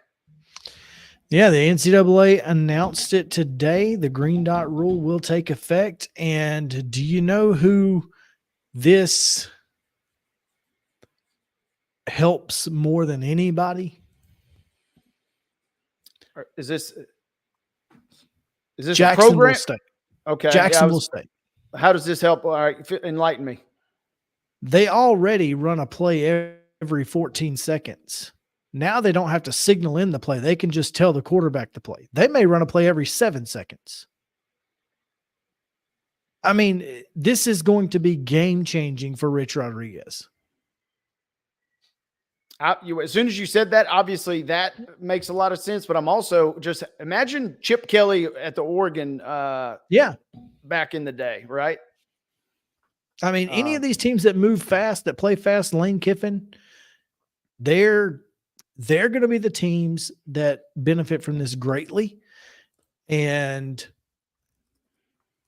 it'll be interesting because obviously, the communication doesn't shut off until there's so much time on the play clock or whatever. So, for defenses, even, it's going to be interesting because defenses will be able to, for those teams playing against teams who move fast, they'll be able to talk to them up to the snap. So should be interesting. Yeah, and when this story kind of came down, it's worth pointing out, by the way, as the resident Michigan fan in the room, this, I feel I'm contractually obligated to point out, this was already in motion prior to the whole sign stealing issue that stemmed from last year. I just wanted to point that out. It was already in motion. And if I recall correctly, this was approved for certain bowl games this past season. There were it was kind of a trial balloon. And really my only question or issue with this is this going to be funded by the NCAA, or is it left to the schools to fund themselves? Because I'm envisioning a situation where your top programs, they have the best equipment, they have the best situations, and then some of your smaller schools are trying to maybe implement it, but either I'm just visualizing, Coach, I couldn't hear the play. What do you mean you couldn't hear? Well, did you change the batteries? I'm just visualizing small schools not being able to quite be on the same level. So I'll be curious if this is kind of funded, or at least there's some sort of grant or something that's carved out by the NCAA in all this. It does not say who would be in charge of purchasing the technology. I think that's an interesting concept, because that was one of the reasons that it didn't pass, prior to now. That was one of the things that kind of held it up. And so it's optional technology. So I guess if you have the haves and the have-nots, I guess. Now, in the interest of being fair and balanced, I would also point out that even though this technology would be in play, the anti-Michigan stance. And so, like I said, I'll be fair and balanced. Harbaugh would find a way to mess with the technology during the Ohio State game, right?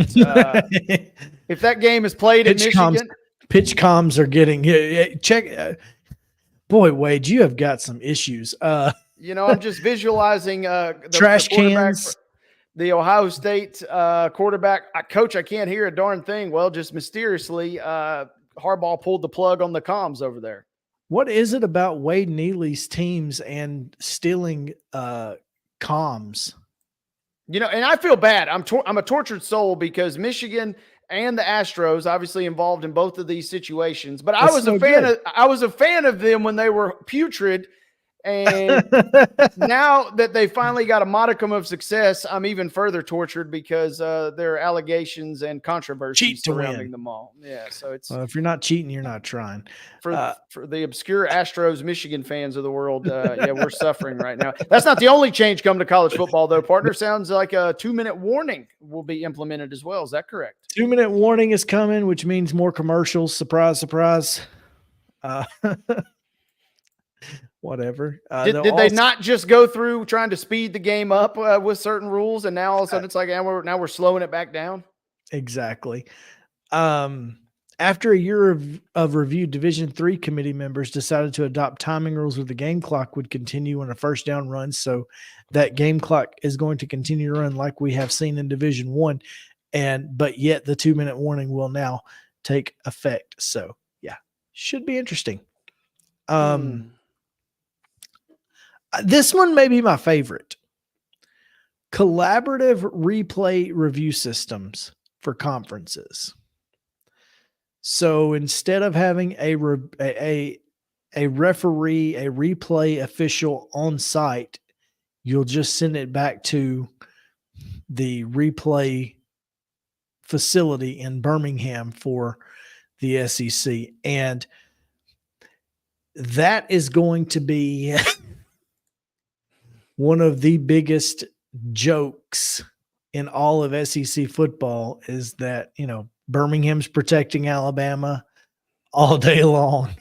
And it's just going to be more and more of that throughout the college football season. No question. Yeah. If this, I'm going to give Alabama a tiny pass with Saban not being at the helm, but the anti-Alabama takes obviously will probably still continue right along. But yeah, we're going to send it to Birmingham. Oh, what do you know? Alabama just mysteriously not called for this. Or, oh, what do you know? Ole Miss was flagged for this when it clearly should have been against Alabama. The jokes, like you said, they will instantly be writing themselves on Twitter this fall. This is going to last very, very long into next football season. if the SEC does, in fact, go with the collaborative replay system. On the other hand, though, obviously that could be much better for speeding up the game, could it not? Hey, do a quick buzz to Birmingham. Yep, looks good, and just move on. Or and I think that I would love to see what the UFL does and have television viewers be able to actually hear the conversations taking place inside the replay room. But I won't hold my breath.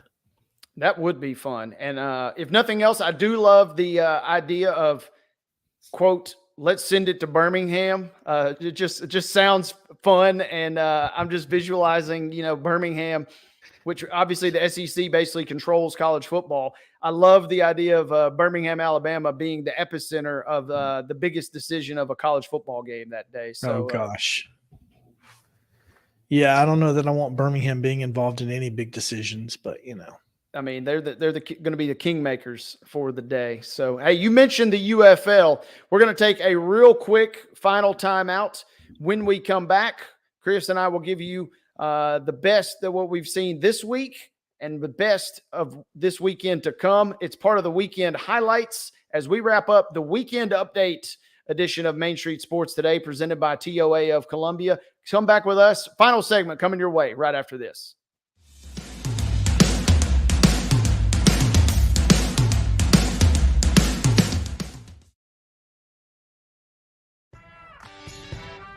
I'm Maurice Patton, and on Main Street Sports Today, we bring you the voices of your favorite teams from preps to pros. Otherwise known as the VOT, Mike Keith. The bottom line is we can teach Will Levis woke.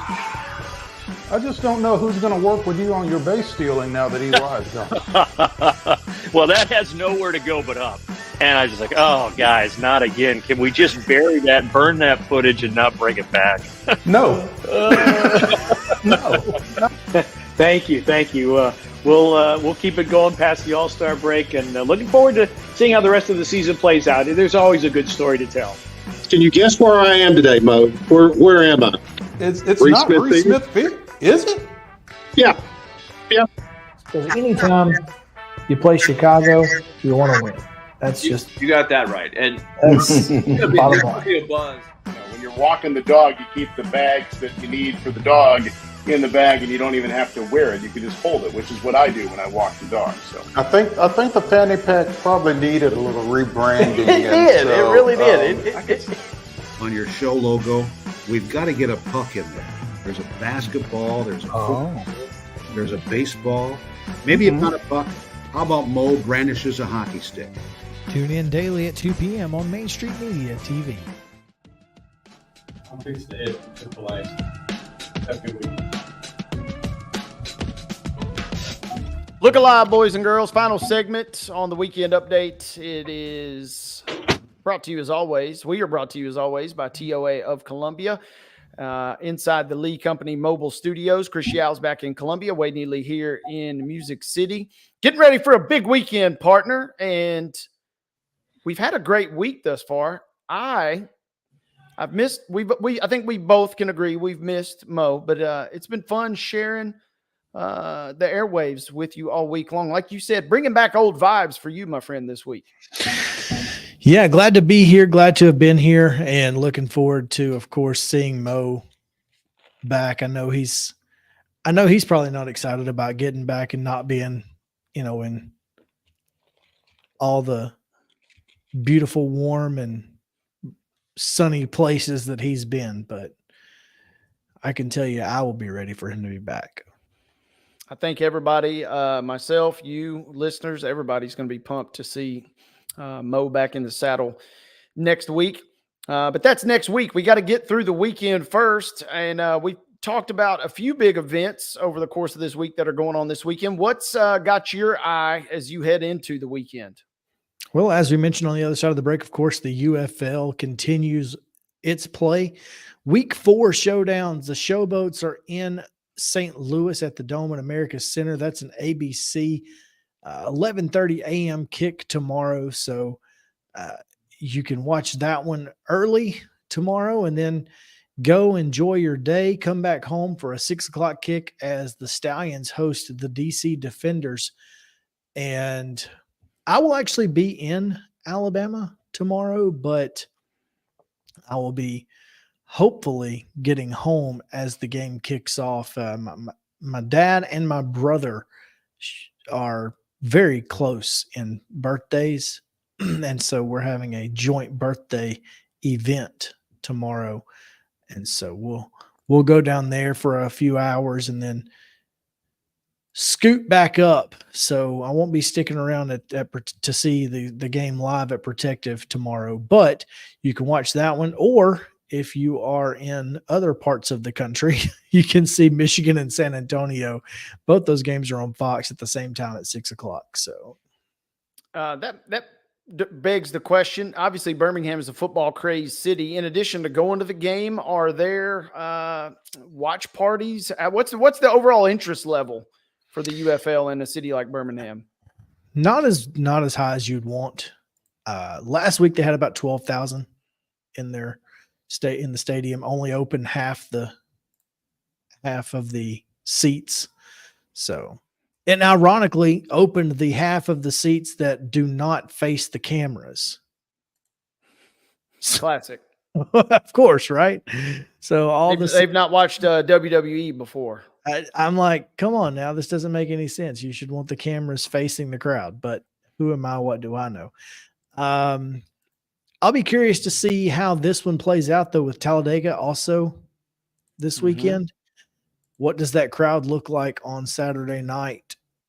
Because obviously Saturday night's big party night down at Vegas. So We'll see, hopefully, but yeah, I mean, tickets as low as $10. If you're in the area, you should go. I mean, you can't beat $10 tickets to watch two-time defending champion Birmingham undefeated on the season, 3-0 so far, and just playing great. So, see, you sold me right there. If I were in the area, and I've got some buds that still live in Beeham, I'll have to ask them, see if they're going to the game this weekend. May 11th, I will definitely be at that game. That is week 7, and they're taking on St. Louis. Big day, but it's also Atlanta Braves Day, so Blooper will be in attendance, and you can take a picture with Bloop and all of that. So maybe we just need to take a trip, a show trip. Who knows? Get the whole gang together. The whole band together. The whole band will be in attendance. Other quick highlights. Hang out with Bucky and play poker. Oh, wait, huh? I've never actually played poker with Bucky. We should. That'd be great. I think if we all three pooled our money together, we might have enough. Allegedly, the man plays a lot of poker. Yeah, we could maybe get into a game with Sanford coach Bucky McMillan. Hey, we mentioned it earlier too. Also in Nashville this weekend, I did the same thing you did. Nashville is on the road. NSC is at Inter Miami. Feels like NSC has not played in forever. And they certainly haven't played at home, it feels like, in a while. They're not back at home till next Saturday. By the way, I ran through that crazy rundown next week. Think about that. NSC is also at home next Saturday night, and it's the Nashville Cats opener. That's right. Next weekend. So Nashville is going to be bumping next weekend with the Preds on Friday and Sunday. So looking forward to that. And while we're talking Nashville, if you're ever interested in checking out there we go again. I made the mistake. It's not motocross, but it's supercross. Not the 200 mile an hour racing you see on the streets, but more the 60 plus mile an hour racing you see on dirt. Supercross is going to be at Nissan Stadium this weekend. I'll be working the event. I don't really know that I've ever pictured myself going to a supercross event, but I'm going to be live and in concert tomorrow night, my friend. So vroom, vroom. I can't wait to see it. Can't wait to see your social media posts from that event. Well, I was going to say, kind of similar to your first pitch video, I can almost promise you there will not be a video of me riding one of those things this weekend. But never say never. We shall see. And when years ago when I decided I wanted to get into this wild and crazy world of sports coverage, I didn't necessarily think I'd be covering dirt bike racing, but here we are. So looking forward to that. Real quick before we get you out of here, Preds come back next week, and we may not speak to you until game 1 for sure has been played, but maybe game 2. Does Nashville win a road game versus the Canucks in your mind? Yes. I'm trying not to be a homer, but I think they win at least one. Whether that's game and 1 or game 2, I'm optimistic for 2. Obviously, if you win the first one, conventional wisdom, some folks may say, let's just pack it in and get ready for game number 2 or get back for game 3, take the 1-1 split. I say if you get the first one, let's just go for broke and try and get up 2-0 at that point. And I agree. I think it will be interesting.